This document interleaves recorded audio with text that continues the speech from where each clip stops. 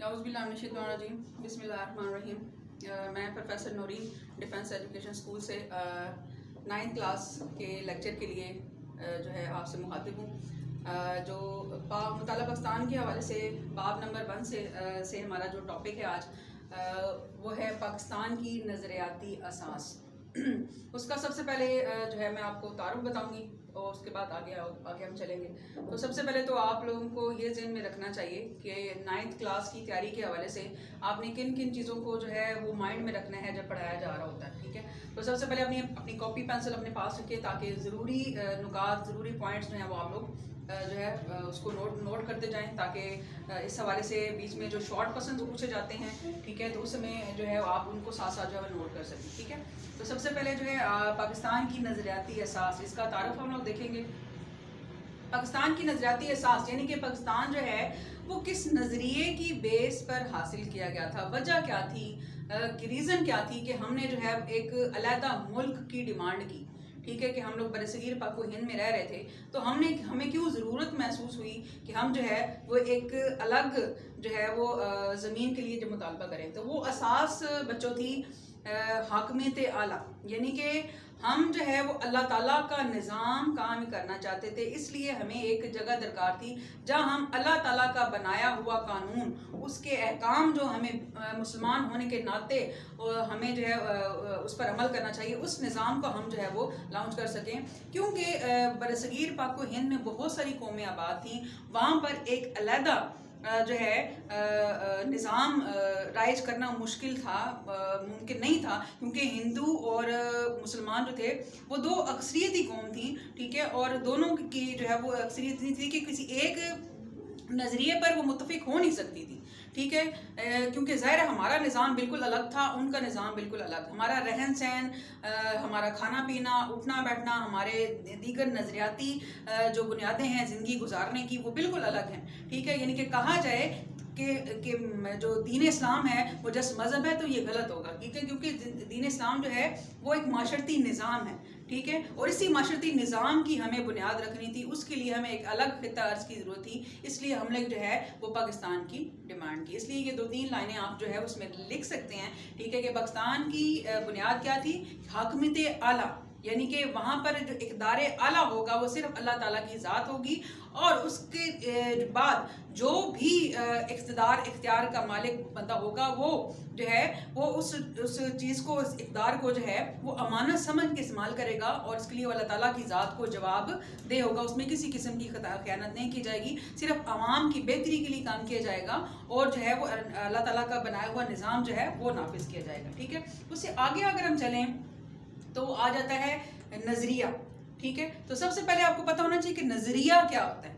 تو نظریہ آسان اور سادہ لفظوں میں بچوں جو اگر میں اس کی آپ کو بتاؤں تو نظریہ کا مطلب ہوتا ہے سوچ، مقصد، ٹھیک ہے، کہ زندگی گزارنے یا کوئی بھی کام کرنے کے لیے نا آپ کو ایک سوچ، ایک مقصد چاہیے۔ یعنی فار ایگزامپل جیسے آپ اسکول آئے ہیں، پڑھنے کے لیے آئے ہیں، ٹھیک ہے، تو یہ آپ کا پیچھے مقصد تھا، یہ آپ کی پیچھے سوچ تھی کہ آپ جو گھر سے ایک اسکول میں آپ نے داخلہ لیا۔ اس طرح جو اگر ہم اس چیپٹر کی بات کریں کہ پاکستان کی نظریاتی اساس کیا تھی، یعنی وہ کیا نظریہ تھا، وہ کیا سوچ تھی، وہ کیا مقصد تھا کہ جس کی وجہ سے ہم لوگوں نے اس نظریے کی بنیاد رکھی، تو وہ سوچ بچوں تھی اللہ تعالیٰ کی حاکمیت، یعنی کہ اسلام کو جو ہے وہ نظریاتی اساس بنا کر جو ہے اپنے ملک میں اس خطہ ارض پر جو ہے وہ لے کے آئیں گے، ٹھیک ہے، عملی شکل میں جو ہے وہ لے کے آئیں گے۔ تو اس عملی شکل میں لانے کے لیے ہمیں نظریے کی ضرورت تھی کہ وہ کیا چیز ہو جس کو ہم اپنے ملک میں نافذ کریں، ٹھیک ہے۔ تو وہ نظریات، یعنی کہ اگر اس کی باقاعدہ سے تعریف کی جائے تو وہ یہ ہوگی کہ کسی بھی فلاحی تحریک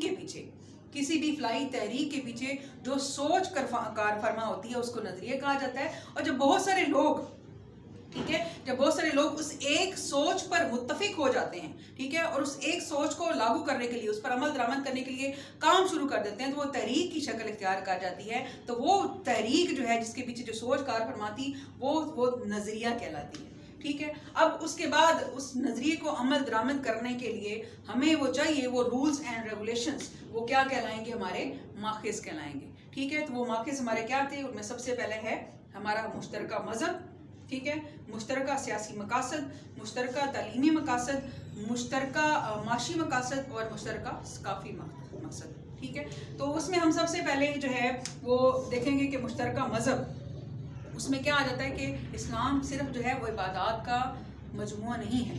ٹھیک ہے, اسلام جو ہے ایک مکمل معاشرتی نظام ہے, زندگی گزارنے کا طریقہ ہے. ٹھیک ہے, تو اس میں یہ ہوگا کہ ہم مذہب کی بنیاد پر کسی قسم کا کوئی بھی ڈفرینس نہیں رکھیں گے.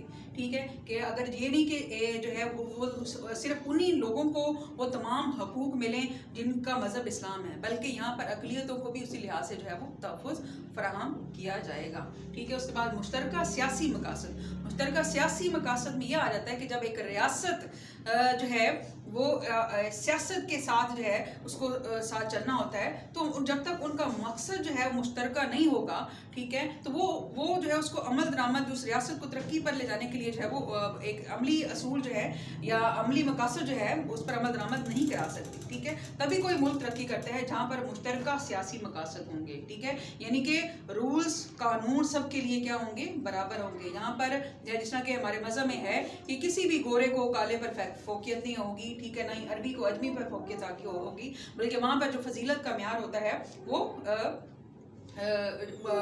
تقوی ہوتا ہے.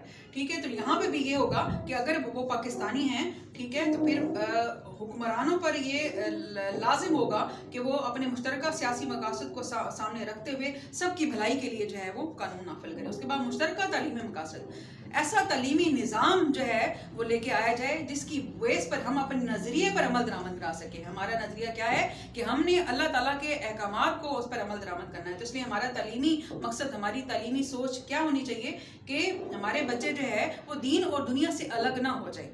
ٹھیک ہے, بلکہ ہم اللہ تعالیٰ کا بنایا ہوا نظام جو ہے وہ اس طریقے سے نافذ کریں کہ نہ صرف ہم اچھے انسان اور اچھے مسلمان بن سکیں, بلکہ ساتھ ساتھ اپنے ملک اور قوم کو جو ہے وہ آنے والی ضروریات کے مطابق بھی اس نہج تک لے جائیں کہ ہمارا ملک جو ہے وہ دنیا کا مقابلہ کرنے کے لیے اس میں تمام وہ ترقی یافتہ سہولیات وہ ہے موجود ہے. اس کے بعد مشترکہ معاشی نظام. معیشت کیا ہوتی ہے, یعنی کہ اکانومی. ٹھیک ہے, یعنی اپنی مالیت کو کس طریقے سے ہم امپروو کر سکتے ہیں. ظاہر ہے کہ ہمیں جو ہے اپنی ضروریات کو پورا کرنے کے لیے ایک مشترکہ معاشی نظام چاہیے تاکہ جو ہے ہم اپنی ملک کی ضروریات کو پورا کر سکیں. اس کے لیے جب تک ہم ایک نظام نہیں بنائیں گے, ٹھیک ہے, جو کہ سب کے لیے فائدہ مند ہو, تو وہ ملک کے لیے بہتر نہیں ہو سکتا. اس کے بعد مشترکہ ثقافتی مقاصد. ٹھیک ہے, مشترکہ ثقافتی مقاصد میں سمجھنے کے لیے سب سے پہلے آپ کو پتہ ہونا چاہیے کہ ثقافت کیا ہوتی ہے. ثقافت کا مطلب ہوتا ہے رہن سہن. ٹھیک ہے, ہمارا جو ہم اگر پاکستان کا دیکھیں تو ہمارے بہت سارے جو ثقافت ہے مختلف جگہوں کی الگ ہے. یعنی کہ ہم جو ہے ہمارے ملک میں 5 صوبے ہیں, تو صوبوں کے لحاظ سے ہماری ثقافت جو ہے وہ ڈیوائڈ ہوئی ہے. لیکن مشترکہ ثقافت ہماری کیا ہے کہ ہم مسلمان ہیں. ٹھیک ہے, ہمارا مذہب اسلام ہے. ٹھیک ہے, اس لحاظ سے ہم نے اپنے مذہب کو سامنے رکھتے ہوئے ایک مشترکہ ثقافت جو ہے وہ یہاں پر جو ہے وہ اس کو عمل درآمد کرانا ہے, تاکہ جو ہے ہم اپنے ملک کو, اگر ہم نے اسلام کے نام پر حاصل کیا ہے, تو ہم اپنی نظریاتی اساس کو بھول نہ جائیں, بلکہ ایسی ثقافت کی بنیاد رکھیں جو کہ ہمارے نظریاتی اساس کو محفوظ کر سکے. مجھے امید ہے کہ آج کا ٹاپک جو ہے وہ آپ کو سمجھ آ گیا ہوگا. انشاءاللہ آگے جو ہے وہ نیکسٹ ٹاپک کے ساتھ آپ کے ساتھ حاضر ہوں گے. اللہ حافظ.